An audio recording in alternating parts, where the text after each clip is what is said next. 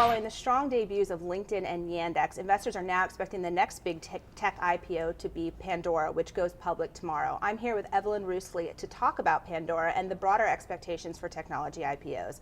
Thanks for joining us, Evelyn. Good morning. So what can we really expect from Pandora's IPO tomorrow? I expect Pandora, like a lot of other internet companies that recently debuted, to exceed expectations once again. And we saw that last week they raised their price range to $10 to $12 a share, and that was up from a prior range of $7 to $9 a share. So as investor exuberance continues to climb higher, these companies should have very strong debuts. So I use Pandora, but I don't pay anything for it. Is this a company that's even profitable at this point? It's not quite profitable, but we see that their revenues are increasing on a year-over-year basis. Last year they roughly doubled, though they did record a loss of 1.8 million, and that was a smaller loss than the prior year. So they're not quite consistently profitable yet, but they're on an upward trajectory. So you saw LinkedIn, double in its first day. You saw Groupon is setting expectations for $30 billion IPO, and it's an unprofitable company. What are investors betting on then? Investors are betting on the potential, and this was the same thing in 1999 or so.